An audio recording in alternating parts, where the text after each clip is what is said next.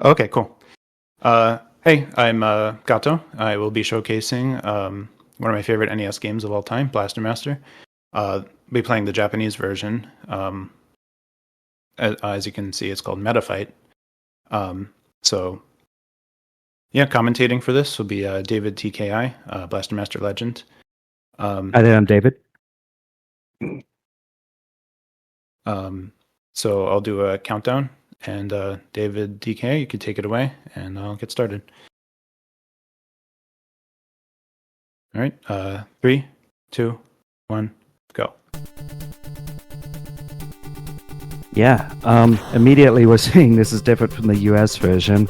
The US version starts in a cave, but no box of scraps. Right. So, this is, well, basically, I like to refer to it as Jump and Shoot Tank the musical. You're in a tank. It jumps, it shoots, and the music is awesome. One of the things that we're going to be doing is trying to shoot as many enemies on screen as possible, because as you can see, when there are plenty of enemies on screen, the game starts to slow down a little bit. We're also going to pause and unpause on-screen transitions, because when you go through a doorway, the game goes through a scrolling animation as it scrolls to the new room. But if you pause and unpause after that animation starts, then it skips it. And pausing and unpausing is faster than waiting it out. We get to the water here. We hop out of the tank because the tank is very slow in the water. But Jason or Kane... Okay, look, there's US version and there's Japanese version. They're very different. We swim through the water faster than the tank, and we're going to go into a dungeon where we're going to end up in this top-down section. So on the left side, you're going to see a gun meter, and it's empty right now. That's because you have a regular old gun, and you've got grenades. Your regular old gun is just a little pea shooter, and you can use gun power-up to upgrade it. But we're probably not going to do that, because every time you take damage, you lose that gun power-up, and we're going to be damage boosting a lot. Besides, the grenades do not get powered up, and they are very, very good. So, a flashing light warning, but we've got our first boss here. All of the bosses are in dungeons, and this first one is Mother Brain, which Metroid runners wish Mother Brain was this easy. But we're just going to back away from Mother Brain, give it, and then...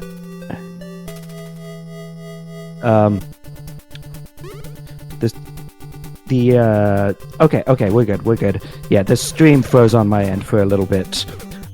Each boss drops an upgrade for your tank, which, is it Sophia the Third, or is it the Metal Attacker? I don't know, depends on version. It's the Japanese version. In this version, it's the Metal Attacker. So yeah, your upgrade is Hyper, and Hyper makes your cannon shots bigger. And they do deal more damage, but the real thing they do is allow you to hurt this gate monster here, which will be taken out with one hyper shot and 6 triple missiles. Some of the big head enemies in the dungeon dropped triple missile pickups, so we'll be using those a lot because they deal quite a lot of damage and you shoot 3 at once. Moving on to Area 2, we start to see worms dropping out from the ceilings. These worms don't deal too much damage, but they do hang low to the ground just below where your cannon shot can go. So that means you have to find certain options for dealing with them. Usually it's something like shoot one of your sub-weapons, one of the missiles, or Jason or Kane gets out of the cane and shoots them because you can hit them when you're out of the tank. But the best option is really you can snipe them out of the air as they're falling, and it's best to just hit them before they hit the ground. So yeah, Area 2 is very maze-like, but luckily we know where all the dungeon entrances are. There's multiple dungeon entrances per area. Only one of them actually leads to the boss. The other ones lead to gun pickups, hover refills, sub-weapons. They can be useful, but they're too far out of the way to be worth doing. Oh yeah, watch for these mines. They're also too short for the the cannon to hit, but you can hit them on the way up. Got some very good movement here. Yeah, this is awesome. This game is really fun to play. The tank controls like a dream. It feels good to snipe enemies out of the air, and you are going to be doing a whole bunch of shooting enemies for lag management purposes, which, brief bit, the Japanese and US versions are a little bit different in terms of lag. The Japanese version lags a lot less than the US version.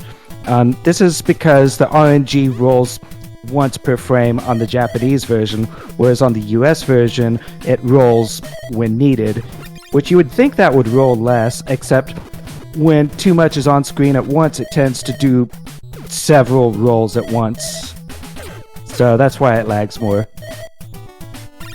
Yeah, Area 2's dungeon is also pretty maze-like, but we're going to be damage boosting through a lot of the spikes. We know the way through.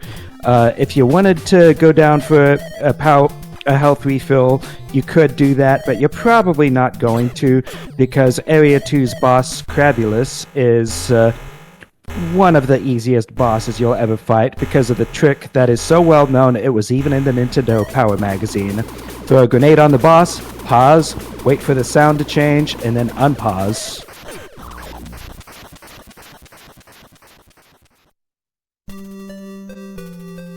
And with that, this boss drops the Crusher upgrade. Yeah, the Crusher upgrade is also a tank cannon upgrade, which turns your shots into rainbows. I can't remember off of the top of my head if it actually makes the shot stronger or not. I believe it does, but I'm not entirely sure.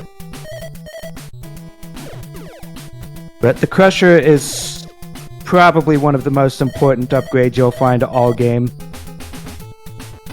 because of what it is able to do.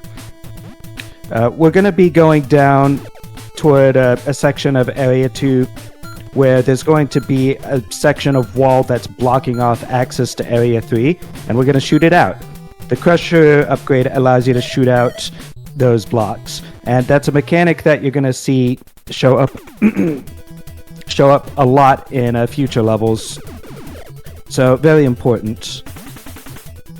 Area 3 is the point at which the game starts to take the training wheels off and say, alright, let's see if you're ready for the game as it is. Area 3 is also very maze-like. It's very long. We've got worms on the ground, things on the ceiling that drop worms on you, and then you've also got these big tanky dudes that have so much health that it's not worth it to try to destroy them, and you just damage boost through them. Then we have these enemies right here that drop bombs all over the place. You can take them out with either 4 Crusher shots or 1 triple missile, and you're going to want to use the triple missile on some of those upward sections because you can only have 3 shots on screen, so it's kind of difficult to get 4 shots in.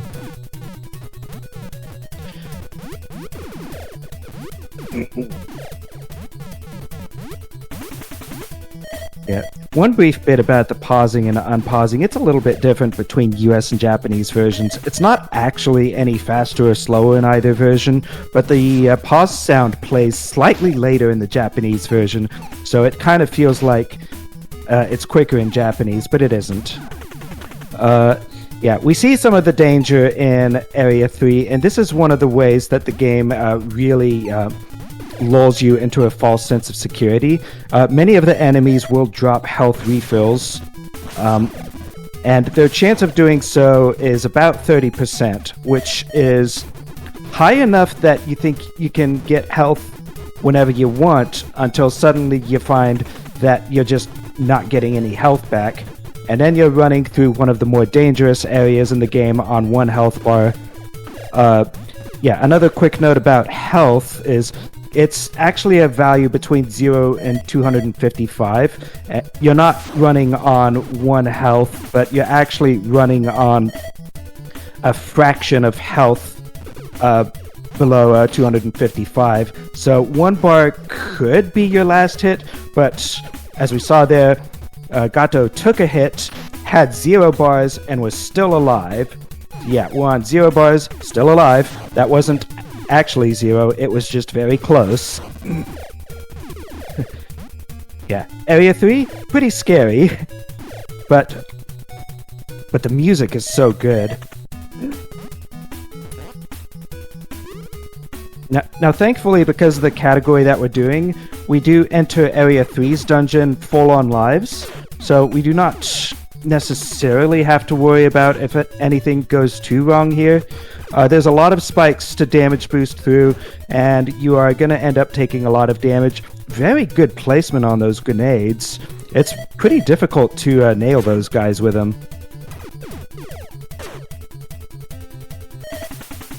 But yeah, in Area 3, you may take this dungeon as recklessly or as safely as you want and see how much health you can go into the boss fight with, because this is going to be the first boss fight that's really challenging. Photophage is going to appear in one place, and then as you destroy each block, the next one appears in a specific place, and the pattern is always the same each time, but if you don't manage to destroy a block before it becomes invincible, then you're going to start having multiple blocks on the screen, and so the boss fight gets very dangerous very quickly, but luckily, that was an excellent fight. And with this, we're going to press the reset button on the console and immediately go back to Area 1, because the soft reset button does not actually clean out all your upgrades. So we get all the way back to Area 1, thus saving ourselves the trouble of having to backtrack all the way.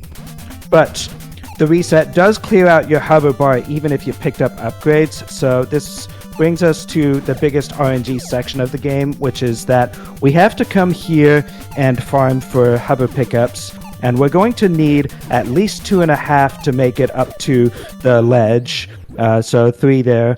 Then we take a death in order to warp back to the beginning of the room. But we're not done yet, because there are enemies on here. They try to jump over the ledge, and there's multiple ways to deal with them. Gato is choosing the aim up and shoot 'em method. Some people prefer to swing wide, but like shooting upward is probably one of the fastest ways to deal with it.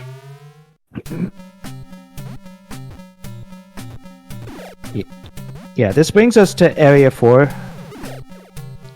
So Area 4, I think, is kind of a breather in comparison to Area 3, except for the part where if you did do the dungeons, you might consider damage boosting, but we're not going to do that. Instead, we're going to move over here, and wow, perfect door wrap.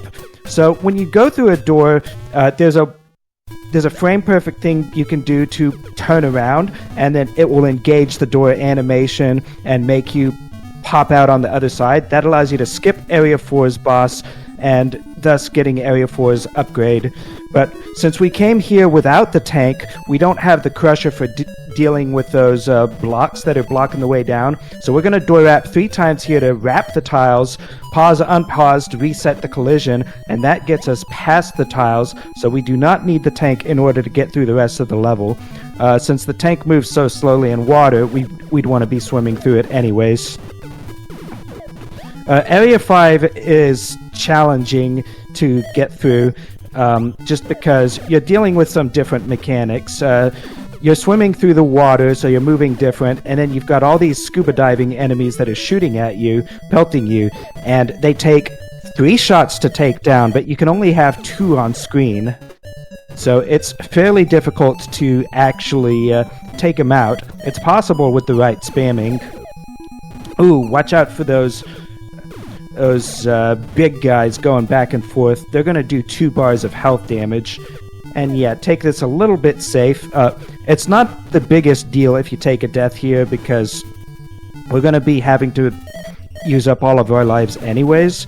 But any unnecessary deaths, best to avoid. This brings us to the Area 5 dungeon. Probably one of the most difficult points of the game up to this point, because if Area 3 took the training wheels off, Area 5 starts to get serious. Because we've got all kinds of guys here coming at you. You got to dodge everything that they're throwing at you. Shoot them down for health maybe. Depends on how safe you want to be on the boss, because coming up is one of the biggest reasons we prefer to run the Japanese version of the game, the Area 5 boss, Hard Shell. When you go into a boss room, it fades to black. Let me give a moment. Yeah, with pauses and unpauses, you can buffer this so that you can exit the room right as it fades to black. And this is the biggest reason we play the Japanese version, because you can exit the room, make the boss helpless, just grenade it to death, and then do that. The trick to get out of the room is a 6-frame window in the Japanese version, but it's frame perfect in the US version. Really difficult to do. And then with that, we're going to go ahead and take 2 deaths to game over, which will immediately warp us back to the beginning of the area with our tank. So now we have it with us again. Awesome. We didn't have to haul it all around. Hard Shell drops the dive module, which basically allows the tank to drive quickly through the water. In Area 6, we've got ice physics. Yeah, this is a somewhat tricky level to navigate. It's not the worst thing in the world, since the ice physics do not affect you when you're in the air, so we'll just be jumping a little more than usual. Another US-Japanese version difference is that the ice is more slippery in the US version, so it takes longer to accelerate. But one of the things you'll see in Area 6 is ice physics in addition to worms all over the place. And we see a quick switch to H missiles, heat-seeking missiles. Yeah, the triple missiles that we were using toward the beginning of the game, you lose them on the soft reset to Area 1, so you are only ever going to see usage of them in Area 3. Moving onward, there's a couple of H-missile pickups, which are heat-seeking missiles. They do have their use. Heat-seeking missiles will seek out and destroy worms on the ground, assuming, of course, that you shot them from the right height, because if you're at ground level and the worms are at ground level, the heat-seeking missiles will uselessly follow the worms and do nothing. Yeah, those spikes on the walls are not dangerous, but the spikes in here are dangerous. With the right jumps, you might take 2 damage, that's fine, but we do have some H-missiles now. They'll be useful in certain rooms because there are a lot of flying enemies with weird patterns, and sometimes they don't line up right for the cannon shot. Wow, very good jumps on the spike room.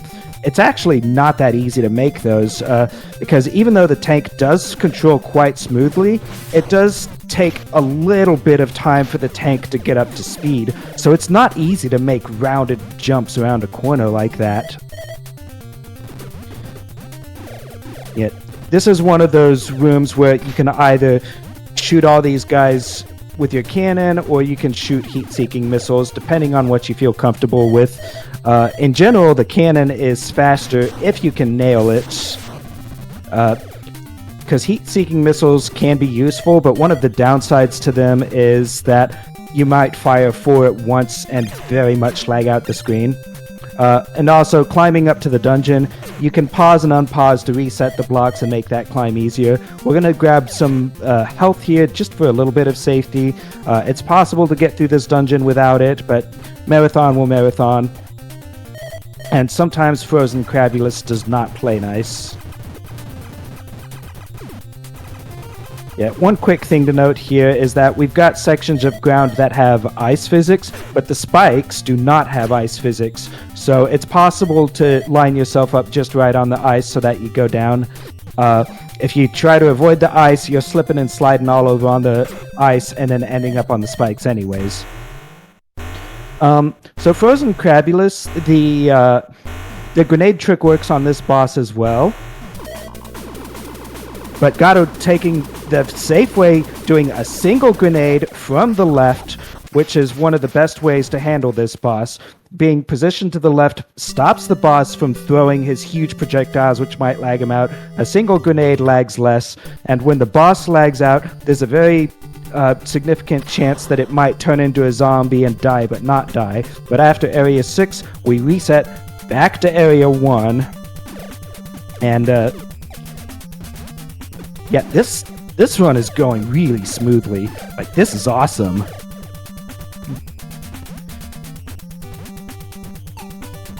But yeah, we've got a little bit of travel coming back to, well, we're going back to Area 2.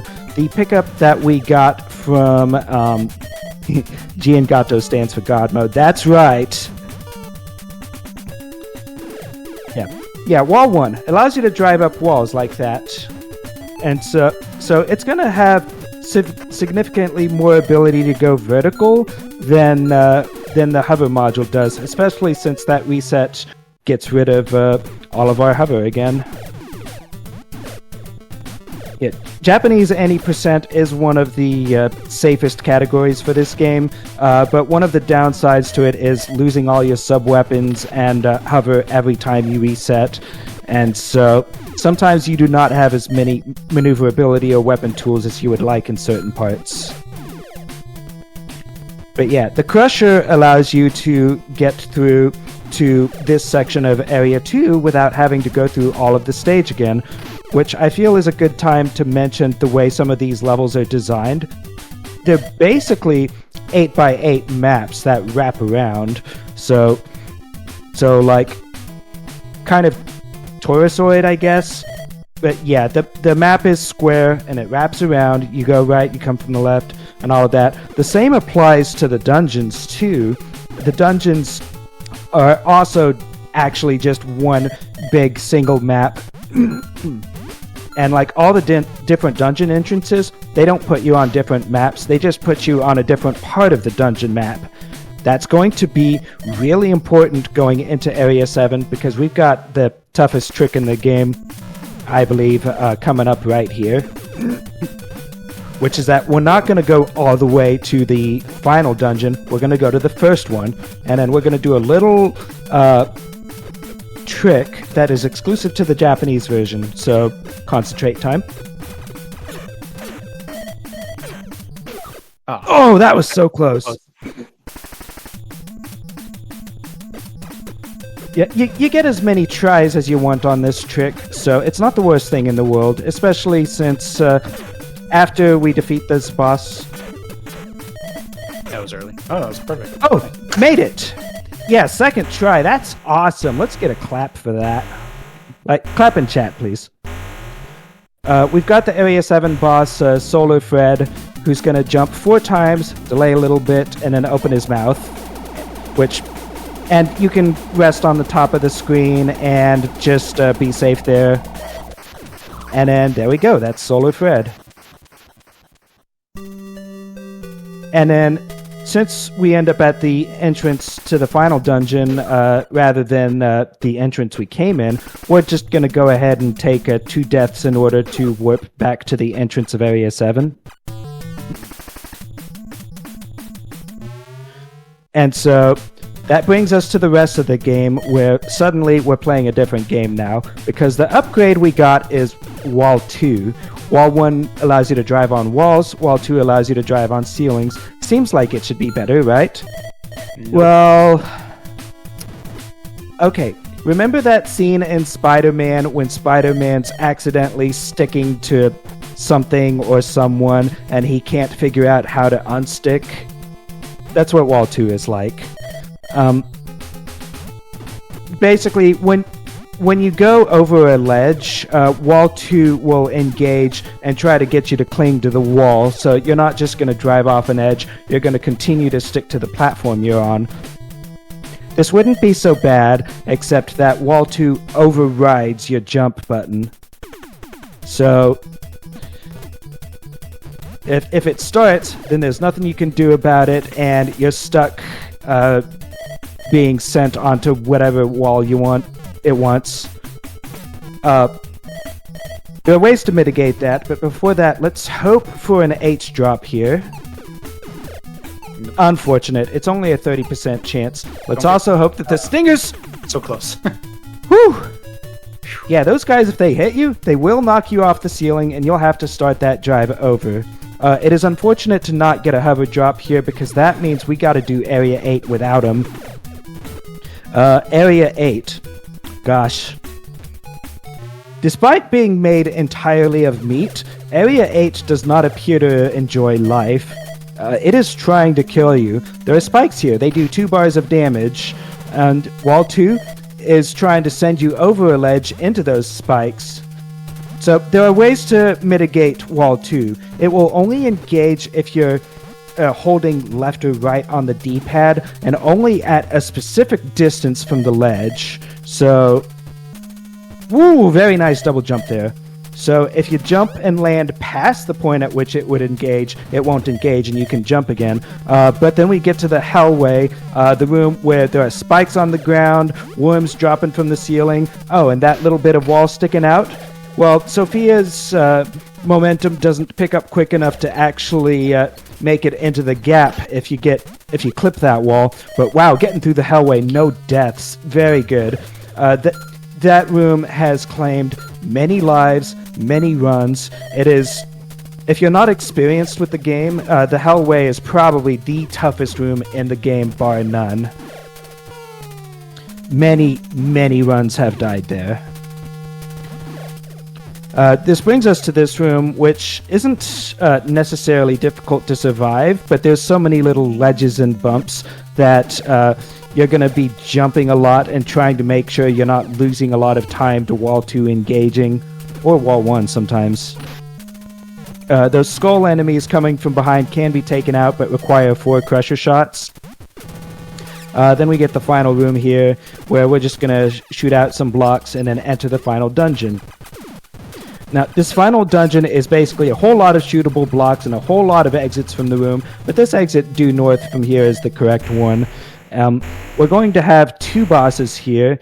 The way you're going to deal with the Plutonium Beast, the boss from the US cartridge, is that you're going to rapidly pause and unpause while spamming grenades. The boss cannot take damage while the game is paused, but its iframes do run down, so very nice fight. Then there's multiple ways to deal with the final boss here.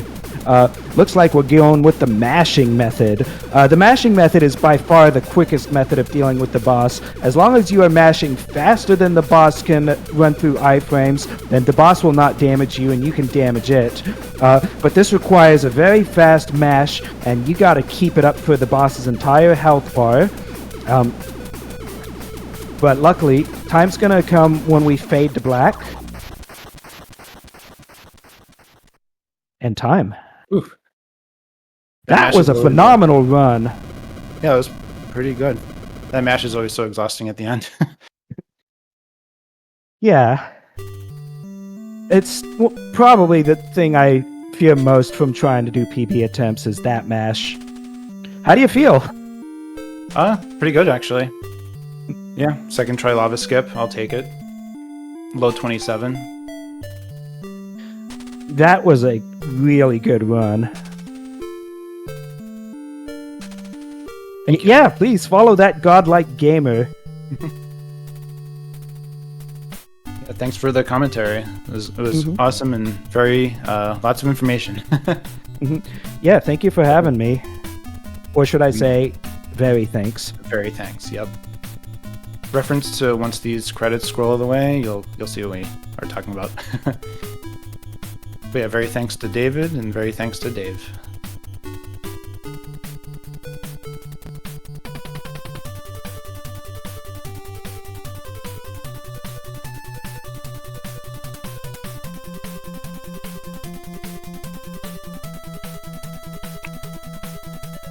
Oh yeah, What's that's not PB? a PB. I haven't Okay. Updated yet. Okay, I was actually waiting on the credits. Just as like, do you need the credits for the PV? Like, is this actually a PV? So. No, it's not. But you gotta wait for the very thanks. Okay, no, I'm totally okay with that. Dude, you killed it. That was really good. Thanks. You're welcome. Go follow Gato. It's funny because Murig a long time ago, I know that you know him. He ran Bucky a long time ago in one of these events. and then I met you through Bucky, and then you guys both as kind of like an event debut did really good, like really really good. So I don't know if this is like your first one or whatever. It's like first with us for sure, but like that was really good, like solid all the way through. Thank you. Yeah, first event Yeah, for me. dude. Again, you massively killed it. Like that was impressive. This is a very tough game. Yeah, no, like I've seen people run it like a mod, and just the consistency is tough for sure. So for you to like one shot that, it's very good. Yeah, Amada is a god. Yeah, that's true too. His world record is insane. No, the god here is you. God, though? Is that the... Yeah, we can The pun shout of the out day. Ahmad too. Ahmad's a good guy. He's sleeping probably Yeah. right now though. So, but yeah, I'll mute myself again. Any words you guys have, feel free to outro and whatever. And shout outs to Blaster Master and all the runners and everybody watching. And yeah, it's been great. And thanks for having me. Love this game.